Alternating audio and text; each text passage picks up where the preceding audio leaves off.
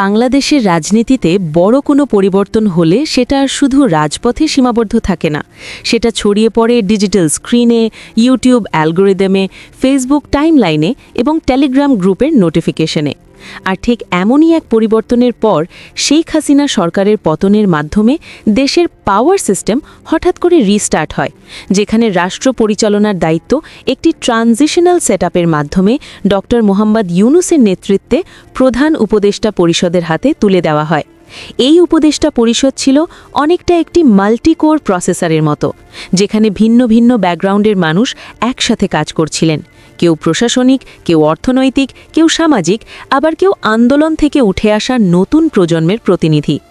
আর এই নতুন প্রজন্মের প্রতিনিধিত্ব করতে গিয়েই বৈষম্য বিরোধী ছাত্র আন্দোলনের দুই পরিচিত মুখ আসিফ মাহমুদ ও মাহফুজ আলম শুরু থেকেই এই পাওয়ার সিস্টেমের ভেতরে সক্রিয় ছিলেন। তারা শুধু নামমাত্র উপদেষ্টা ছিলেন না, বরং সিদ্ধান্ত গ্রহণের নেটওয়ার্কে সংযুক্ত গুরুত্বপূর্ণ নোড হিসেবে কাজ করছিলেন। ফলে খুব স্বাভাবিকভাবেই সাধারণ মানুষ এবং বিশেষ করে তরুণ শ্রোতারা ভাবতে শুরু করে যে এই দুই ছাত্র নেতা ভবিষ্যতের রাজনীতিতে হয়তো একেবারে ভিন্ন এক সফটওয়্যার ভার্সন নিয়ে আসতে যাচ্ছেন।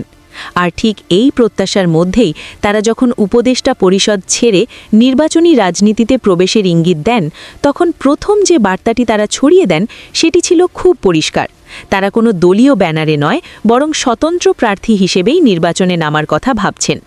এই ঘোষণাটি তখন রাজনৈতিক মার্কেটে এক ধরনের ফ্রেশ আপডেট হিসেবে ধরা পড়ে, কারণ বাংলাদেশের রাজনীতিতে স্বতন্ত্র নির্বাচন মানেই একটি হাই রিস্ক কিন্তু হাই ইম্প্যাক্ট মডেল, যেখানে ব্যক্তির গ্রহণযোগ্যতা, ডিজিটাল ইমেজ এবং মাঠ পর্যায়ের বিশ্বাসযোগ্যতাই মূল ক্যাপিটাল। ফলে অনেকেই এটাকে দেখছিলেন একটি নতুন রাজনৈতিক স্টার্টআপ হিসেবে, যেখানে কোনো পুরনো দলের লোগো নেই ঐতিহ্যগত পাওয়ার ব্যাকআপ, কিন্তু আছে নতুন প্রজন্মের কানেকশন এবং আন্দোলনের ব্র্যান্ড ভ্যালিউ। তবে সময় যতই এগোতে থাকে, বাস্তব রাজনীতির হার্ডওয়্যার সীমাবদ্ধতাগুলো ততই স্পষ্ট হয়ে ওঠে। কারণ নির্বাচন কেবল একটি আইডিয়া নয়, এটি একটি পূর্ণাঙ্গ সিস্টেম। ভোটার ডেটাবেজ, মাঠ কর্মী network, funding pipeline, legal support এবং সর্বোপরি প্রতিদ্বন্দ্বী শক্তির অ্যান্টি স্ট্র্যাটেজি মোকাবিলার সক্ষমতা। আর এই জায়গাতেই দৃশ্যপট ধীরে ধীরে বদলাতে শুরু করে।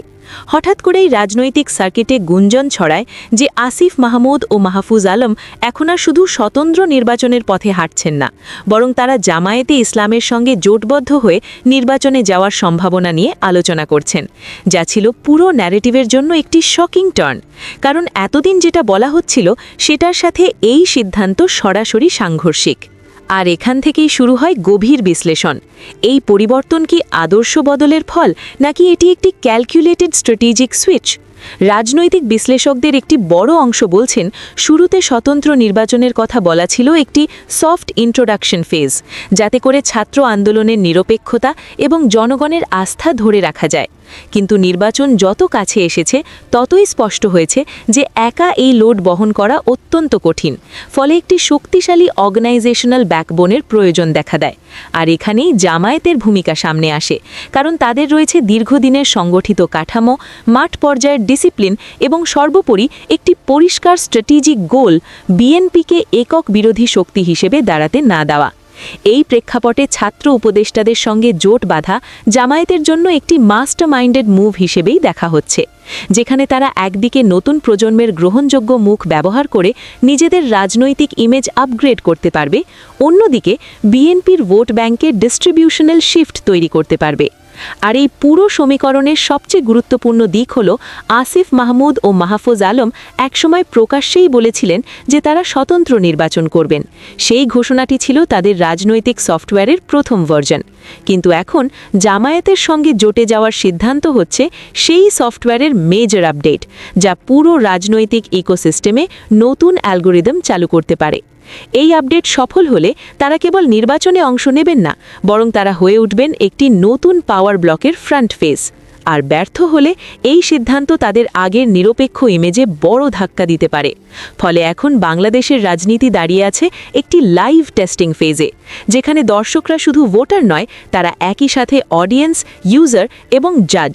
আর এই টেক্সটাইল রাজনৈতিক বাস্তবতায় একটাই বিষয় স্পষ্ট, যে ছাত্র নেতারা একসময় স্বতন্ত্র পথে হাঁটার কথা বলেছিলেন, তারা এখন জোট রাজনীতির পথে এগোচ্ছেন।